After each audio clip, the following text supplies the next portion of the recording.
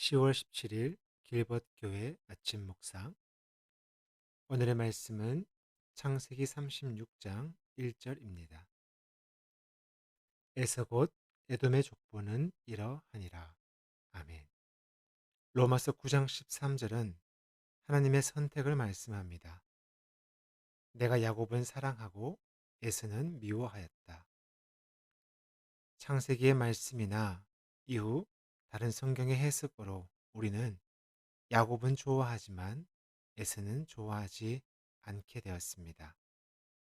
그런데 오늘 창세기 36장에서 에서의 족보가 기록되어 있습니다. 그것도 43절이라는 방대한 분량으로 기록되어 있습니다. 하나님이 선택하지 않았고 그리고 우리들이 좋아하지 않은 에서의 족보가 성경에 왜 기록되었을까요? 성경은 당대에 일어난 일도 기록하고 있지만 이 이야기들이 전성되다가 책으로 기록될 때는 이미 많은 해석의 과정을 거쳤습니다. 즉 성경 이야기는 이스라엘인들이 신학적 관점을 가지고 해석하여 첨가한 내용도 많다는 것입니다. 왜 성경을 기록한 유대인들은 그들에게 전성되어 오던 이야기를 해석하여 편집했을까요? 그 이유는 그들의 자녀들에게 혹은 후세대에 은혜를 끼치기 위함이었을 겁니다. 또한 하나님의 선택받은 유대 이스라엘 백성들에게 어떠한 교훈을 주기 위함입니다. 그래서 성경을 마지막으로 편집한 사람들은 성령님의 감동 안에서 그들에게 전해져 내려온 선조들의 신앙 전성들을 취사 선택한 것입니다. 어떤 내용은 삭제하고 어떤 내용은 해석을 덧붙인 것이죠. 예를 들어 본다면 사무엘하 11장에 다윗과 바세바의 이야기가 나옵니다. 하지만 동일한 역사를 다루는 역대상에서는 그 다윗과 바세바의 이야기가 삭제되어 있습니다. 한마디로 성경은 역사를 사실 그대로 기록한 다큐멘터리가 아니라 이스라엘 신앙 공동체의 역사를 하나님을 믿는 그들의 믿음의 전성 안에서 그 믿음과 율법에 어울리는 신학적인 관점으로 해석했다라는 것입니다.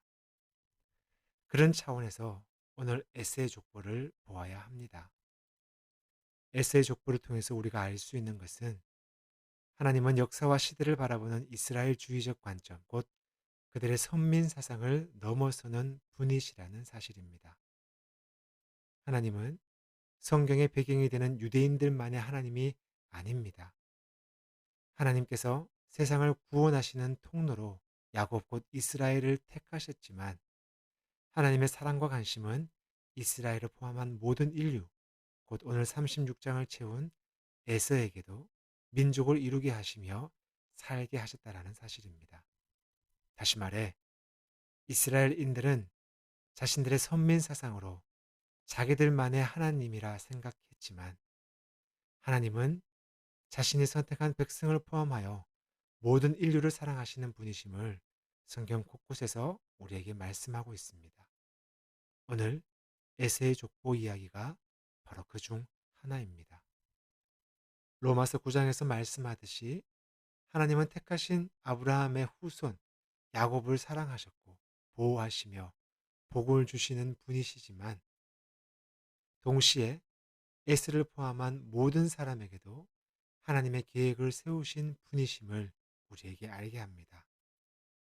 우리가 잘 알듯이 하나님은 아브라함을 떠나간 롯을 그 이방 땅에 정착한 그 롯을 구원하신 분이십니다.